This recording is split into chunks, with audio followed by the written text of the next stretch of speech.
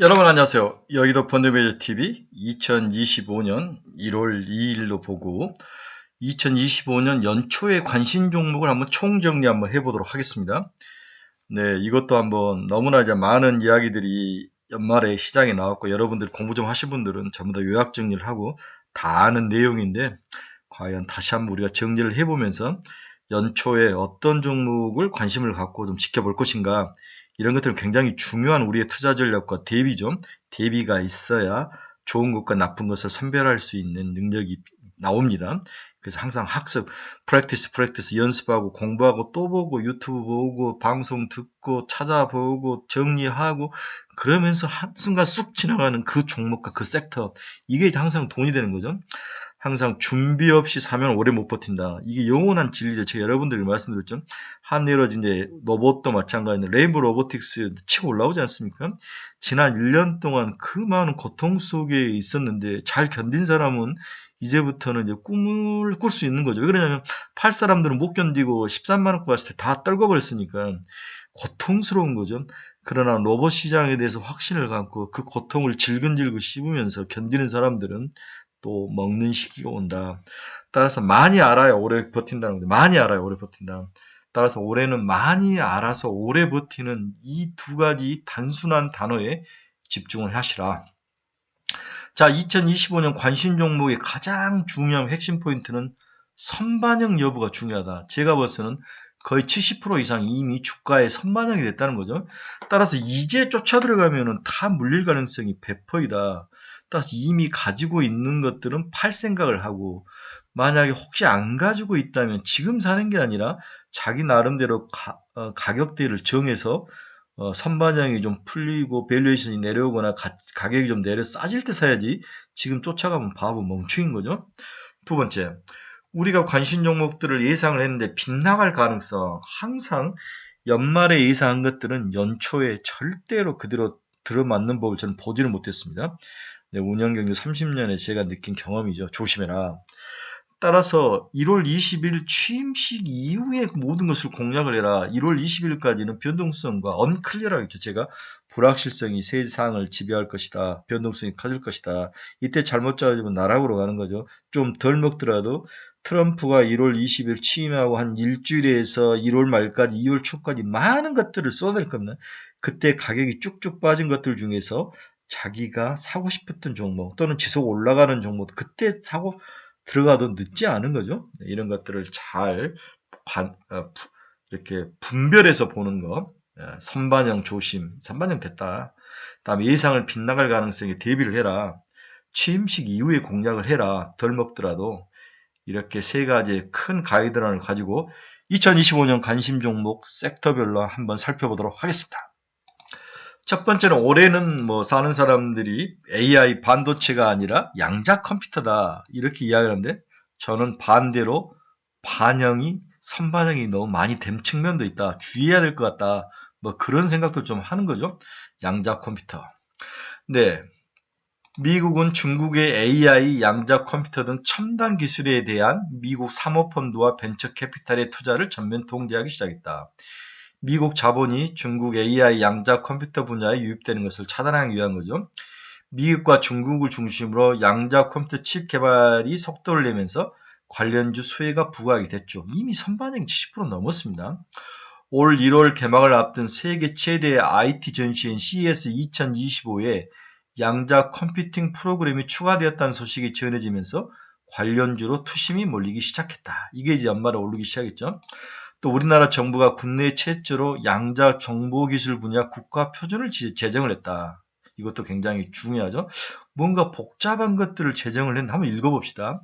지난 27일 과학기술정보통신부 국립전파연구원은 양자 키 분배를 지원하는 네트워크 개요, 양자 키 분배 네트워크 서비스 품질 파로미터 등 국가 표준을 제정했다. 양자 키 분배를 지원하는 네트워크 개요는 양자 키 분배망의 개념과 기본 기능 등을 정의해 준다.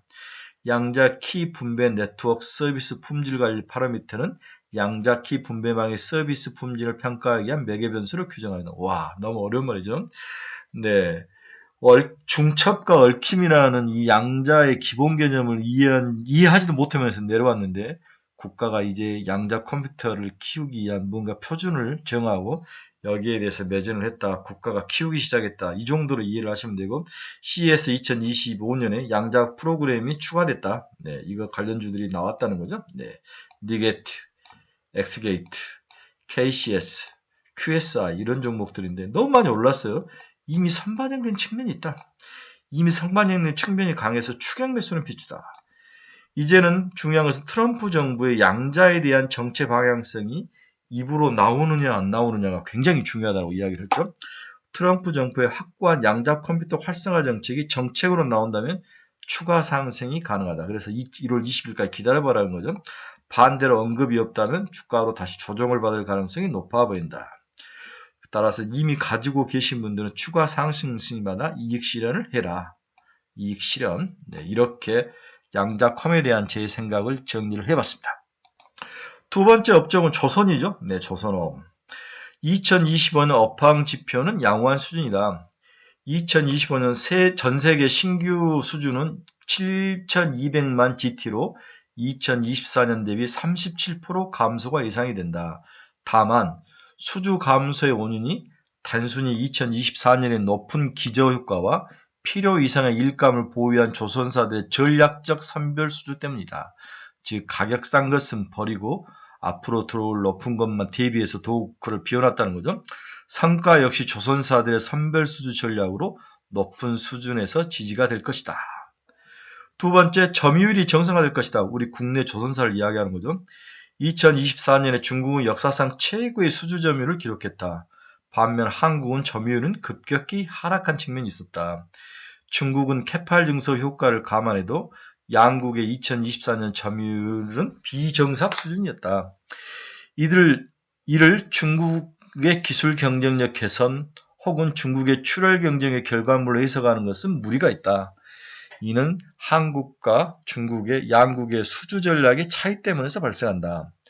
중국 조선사들은 먼 미래의 인도 슬롯, 그러니까 배를 인도할 배를 만드는 그 슬롯을 미리 확보한 반면 한국은 전략적으로 해당 슬롯의 판매를 유보했다. 너무 저가에 대한 과거 경험이 있기 때문에 막 채우기보다는 일단은 가려서 채우려는 생각이 강했다는 거죠. 따라서 절대적인 수치 싸움은 무의미하다. 25년은 오히려 한국 조선사들이 선주들에게 더 매력적인 인도 일정을 제시할 수 있는 상태이다. 한국의 점유율은 2024년 대비로 상승하며 정상화될 것이다. 그러니까 바닥을 찍었다는 거죠. 세 번째, 가소평가액 이익 모멘텀. 25년 조선사들의 이익이 의미 있게 개선된 원년이다. 여기에 원화 약세가 중요하죠. 물론 삼성중공업 같은 케이스는 환율을 100% 환해지를 했고 HD 현대중공업 같은 50%만 환해지를 하는데 환율 약세에도 상당히 중요한 효과가 있는 거죠. 악성 수주들이 잔고에서 대부분 소진되었고 이 부분이 정말 중요합니다. 악성 수주들이 잔고에 소진되었고 인력 부분 문제가 해소되었다. 후판 가격 안정화도 상당히 가격에 영향을 미칠 것이다. 후판 가격이 전체 백가격의 30%인데 다음에 주가와 밸류에이션 관점에서도 조선사들의 주주 환원 정책에 대한 기대감이 부상할 것이다. 결국 이 모든 것들은 잔챙이이고 결국은 트럼프가 약속한 한국의 조선사에 대한 미국의 관계 이게 핵심이라는 거죠. 트럼프의 발언이 중요하고 온화 약세 수혜라는 두 바퀴가 제대로 작동할 것인가가 중요하다. 따라서 미국이 법을 좀 바꿔주고 한국에게 유리한 중국 조선을 때리면서 한국에게 유리한 상황이 전개가 돼야 된다. 지금은 이러한 희망으로 일단 70% 정도가 선반영됐다고 치는 거죠. HD 현대 중공업 기준으로 30만원 정도가 70% 선반영이 치면 40만원권 가기 위해서는 미국 쪽에서 추가적인 뭔가 좋은 긍정적인 발언들이 나와야 된다. 일단 가장 안정적으로 상승할 것이다. 이렇게 V자로 상승하지는 않겠지만 꾸준히 이런 식으로 안정되게 올라갈 것이다. 따라서 HD 현대중공업 기준 40만원 앞으로 이제 30만원짜리 40만원 30% 더 올라가는 거죠. 이 정도이면 충분하지 않을까. HD 현대중공업 하나옵션 이 정도면은 충분히 조선업은 살만하고 아직도 팔 때는 아니다. 이렇게 정리를 해드릴 수 있습니다. 이제 세 번째 섹터는 로봇이죠. 네, 갑자기 로봇이 나왔는데 저는 굉장히 오래 옛날에 이제 2차 전지에 에코프로 BM, 에코프로를 보는 듯한 느낌? 네, 로봇이다. 로봇이 오래 우리 먹여 살릴 거라고 생각이 듭니다.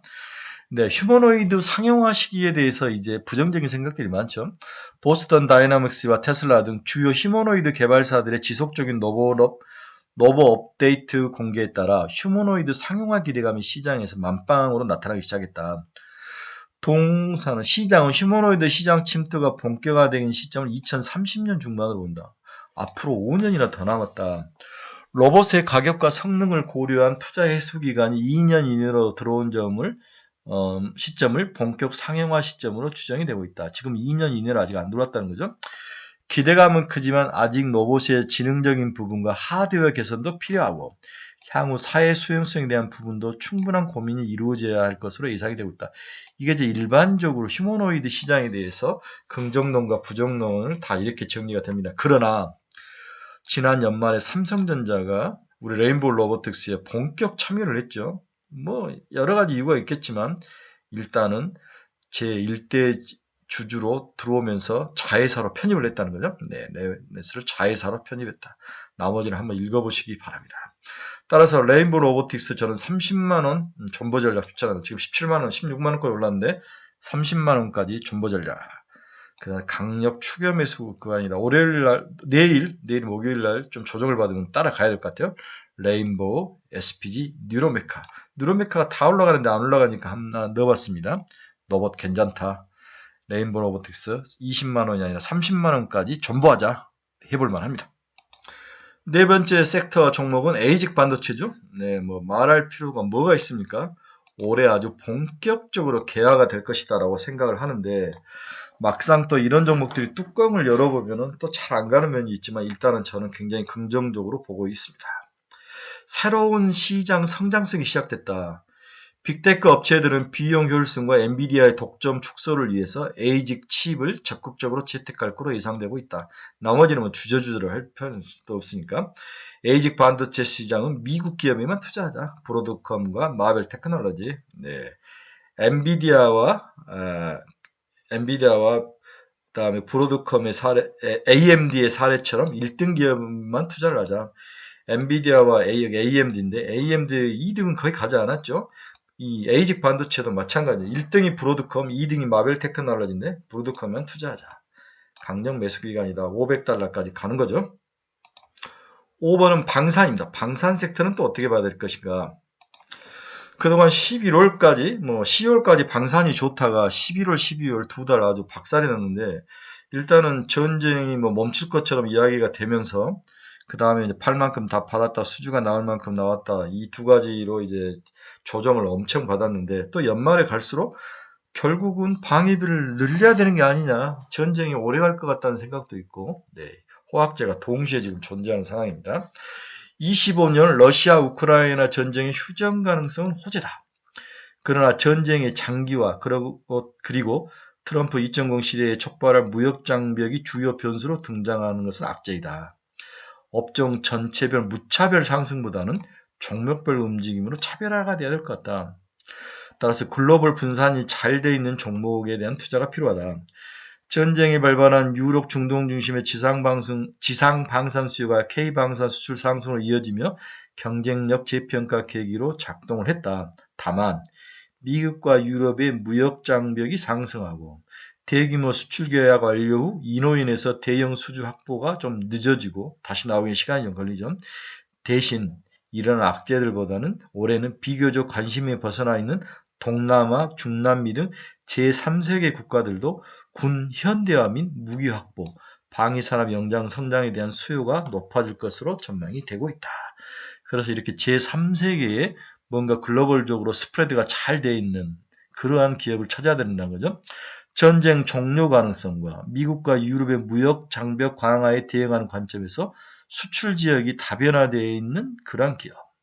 그렇죠? 그다음에 최근 가격 조정은 어느 정도 충분하니까 이제 상승할 가능성이 높아 보인다는 거죠. LIG 넥스원과 한국우주 하락 시 추격 매수해야 될 것 같다. LIG 넥스원, 현대로템도 나쁠 것 같지 않습니다. 충분히 조정을 받았으니까요. 네, 이 정도 방사는 요약 정리를 할 수 있을 것 같습니다.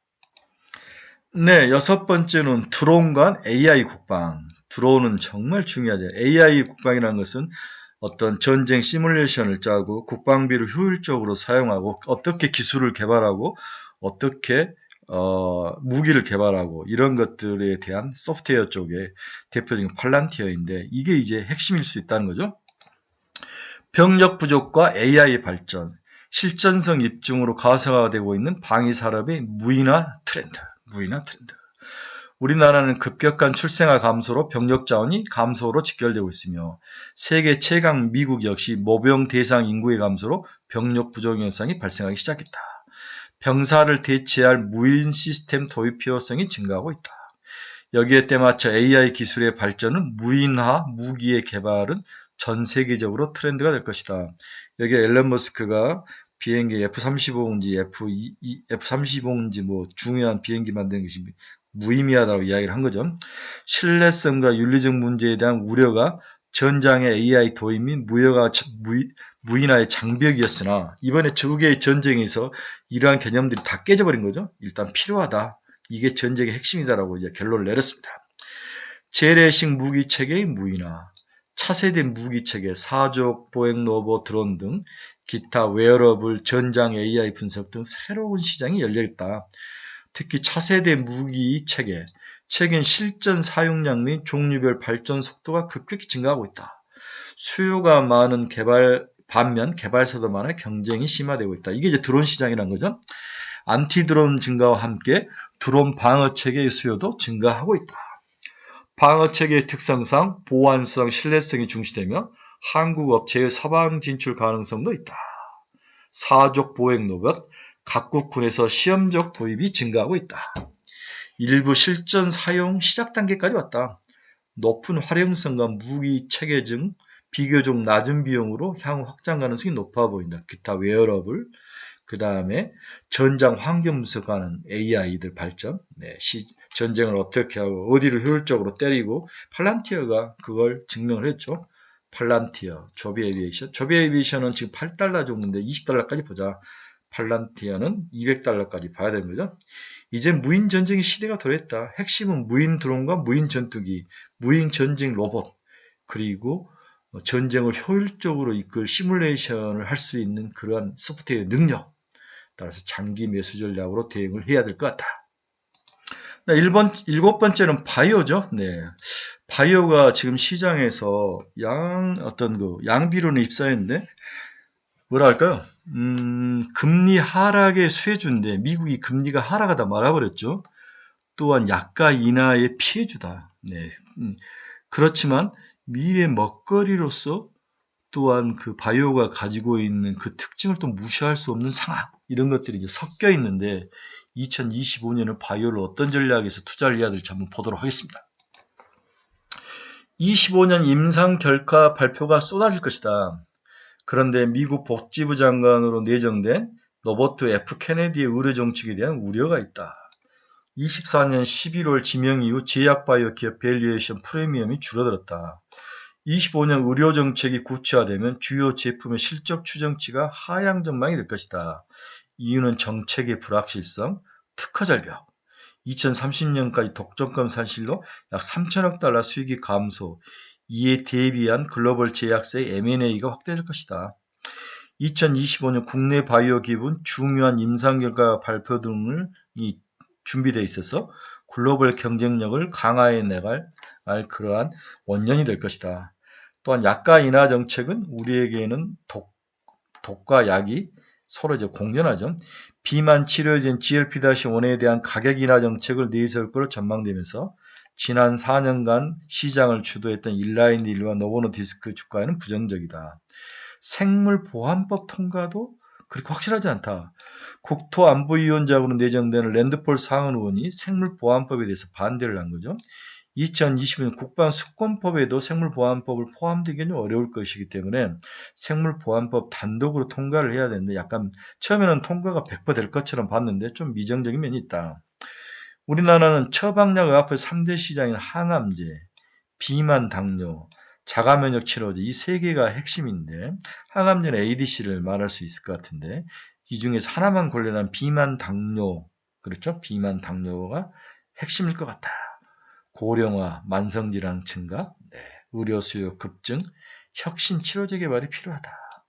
여기서 한 섹터만 고르면 비만 당뇨죠. 이제 비만 당뇨가 기술력이 시장에서 검증된 것이 작년이었다면 올해는 숫자, 수익으로 이제 검증된 회사만 올라갈 확률이 높다. D&D 파마텍은 경구용, 맞지도 않고 입으로 먹는 거, 페프로, 리가켄바이오 이런 기업들이 시장에서 다시 리더로 나올 가능성이 높아 보인다. 페트론 20만원까지요. 리가캠도 20만원까지 봐야 될 것 같아요. 네, 이런 것들을 잘 보시고 하시기 바랍니다. 일단은 이 로버트 F 케네디의 의료 정책이 어떻게 될 것이냐가 가장 중요한 모습이라는 거죠. 그 다음에 금리 인하에 대한 가능성.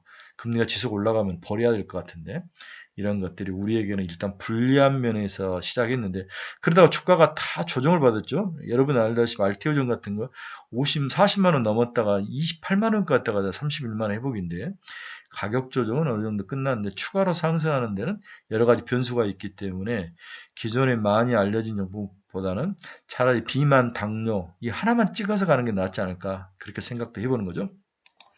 마지막으로는 자율주행을 한번 들어오고 싶네요. 자율주행. 자율주행은 또 뭘 봐야 되느냐. 그쵸? 네. 그렇게 뭐 특별한 건 없는데 자율주행 한번 보도록 하겠습니다. 테슬라가 자율주행의 모든 것을 보여줬죠. 네. 2025년 로보택시용 FSD 완성, 저가형 모델 2 출시, 모델 Y 리프레시 모델 출시가 예정되어 있으면서 테슬라가 작년 11월부터 12월까지 올랐다가 연말에 조정을 받았죠. 두 개의 신모델을 기반으로 한 20에서 30%의 판매 대수 성장이 예상됐다. 이런 것들이 이제 테슬라를 올렸는데 더 중요한 것은 자율주행 프로그램 FSD 13.2가 불을 지폈다는 거죠. 12월 1일 날 FSD V13.2가 배포되기 시작했다. 작년 11월에 최신 버전 13.2. 그 전 버전 V12의 핵심은 엔드-투-엔드 방식의 AI가 적용되었다면 V13의 핵심은 모든 주행 상황에서 단일로 스택화 시켰다는 거죠. 단일 스택화. 무슨 말이냐. 지난번 버전 12.5에서 초음파 센서가 없는 차량에다 스마트 서먼, 후진 등을 적용해 주차장에서 주행을 중심으로 기술을 고도화했다. 12.5까지. 최근에 발표된 13-13.2 버전은 주차 해제, 소환, 도심주행, 고속도로 주행, 주차 모든 상황이 단일화됐다는 거죠. 네. 즉 주차 상태에서 FSD 버튼 하나로 바로 주행을 시작하는 것이 가능하다. 모든 것들이 단일 스택화 시켰다는 거죠. 딱 누르면 알아서 칙칙착 어디까지만 해주면 다 가게 되는 거죠. 이에도 봉쇄된 도로를 우회하거나 충돌 회피 예상 능력 개선 등이 더해졌다.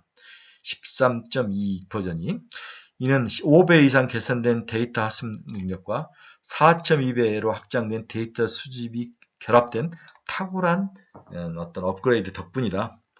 향후에 모델 크기와 컨텍스트 길이를 각각 3배 이상 확장할 예정이며 목적지 옵션, 내비게이션 예청 등이 업그레이드될 예정이다. 지난 12월 약속했던 2025년 사이버캣 로보택시용 모델 출시를 위해서는 2025년 상반기까지 로보택시용 FSD를 완성해야 되는데 이 이정표를 차근차근 달성해 나가고 있음이 여러 가지 뉴스를 통해서 시장에 나오고 있다. 따라서 FSD를 핵심으로 한 자율주행이 시장의 핵심일 것이다. 그래서 저는 테슬라를 직접 사는 게 제일 좋다라고 했는데 테슬라가 조정을 받았으니까 $400 이하로 떨어졌을 때는 매수형이다. 400이 깨지면 관성에서 한 380까지 깔 것 같은데 이때 사야 된다는 거죠. 테슬라가 1번. 우리나라에 그래도 산다면 퓨런티어, 스마트 레이더 시스템. 최근에 스마트 레이더 시스템이 굉장히 올라가죠. 뭐 플로리다에 자율주행 감지 시스템이 들어갔다는 거죠. 레이저로. 네. 모바일 어플라이언스 이런 종목들이 이제 시장의 중심으로 올라오는데 하나만 사라면 스마트 레이더 시스템은 좀 더 가게 보인다 이렇게 보였거든. 따라서 테슬라 $400 깨질 때 사고 지속적으로 한국 시장에서 하나 산다면 퓨런티어나 스마트 레이더 시스템 이 중에 스마트 레이더 시스템을 추천한다. 이 정도로 정리를 해볼 수 있을 것 같습니다. 마지막으로 이제 제가 자율주행까지로 해서 끝내려고 그러는데, 혹시나 또 2차 전지에 아직도 물려 계시는 분들, 네, 물려 계신 분들, 박순혁 그 사람 아주 이제 우파로 돌아섰대요. 정말 이 바닥에서 발을 들여놓으면 안 될 것 같아요. 그분이 우리에게 해준 게 아무도 없죠. 지금도 박순혁 빠들이 있는데 불상 그 자체입니다. 네, 그 사람은 우리에서 쫓아내야 됩니다. 네, 아주 암적인 존재입니다. 유럽 규제 변화 시 성장률 전망치는 낮고 선별적 접근이 필요하다. 2025년 유럽 CO2 규제를 강화하기로 했는데, 이 시점에 유로 집행위원회는 2025년 1월 EU 자동차 산업 미래를 위한 전략회의를 가질 예정이다. 이번 대화의 목적은 EU 자동차 산업의 경쟁력 확보를 하기 위한 해결책 마련이다. 지금 EU 자동차가 다 죽었죠. 독삼사들 다 죽었습니다. 그래서 너무 강화된 CO2 규제는 좀 문제가 있다. 당사는 해당 대화를 거쳐 유럽의 CO2 규제안의 변화가 있을 것으로 예상을 한다. 시장은 그렇게 예상을 하는 거죠. 네. 현재 벌금 부담 완화가 없다는 가정하에 2025년 유럽 XEV 판매 성장은 20%를 전망하고 있으나, 벌금 부담이 완화될 경우는 10%에 그칠 것으로 예상이 되고 있다. 더 안 팔릴 수 있다는 거죠. 네. 미국 전기차 판매는 와이와이로 3% 성장이 예상되고, 상반기까지 견조한 흐름을 이어가다가 하반기에 둔화가 예상이 된다. 7,500달러 구매 세제 공제는 상반기까지 유지되고 하반기에 폐지될 예정이죠. 이를 종합한 중국의 글로벌 전기차 판매 성장률은 국내 2차전지 판매 성장 10%를 예상해 10% 정도 예상이 되고 있다. 2024년 2% 성장 대비 개선된 전망이긴 하나, 2차전지 업체들의 가동률을 의미 있게 향상시키기는 어려울 것으로 전망이 되고 있다. 다만 정책 불확실성이 피크아웃하고 주요 신차 출시 모델 Y, FL, 모델 Q 등 예정되어 있는 만큼 선별적인 매수 전략은 유효하다. 그래서 테슬라 밸류체인은 LG 에너지 솔루션, LNF, 에코프로 등은 올해 그렇게 나쁠 것 같지는 않다. 제가 2차 전지를 안 다루려다가 다뤄진 이유는 우리가 예상치 못한 데서 항상 대박이 나서 올라온다는 거죠. 여러 가지가 있지만 그 중에 가장 우리가 예상치 않고 기대치 않은 2차 전지에서 혹시 올라오지 않을까, 뭐 그런 생각을 하는 거죠. 네. 매수 시기는 리튬 가격의 계절성과 테슬라 신차 시점을 감안해서 올 2월과 3월이 좋다고 본다. 2차 전지 주가는 리튬 가격과 대체적으로 동행하는데, 리튬 가격이 연초 강세를 나타내는 경향이 있다.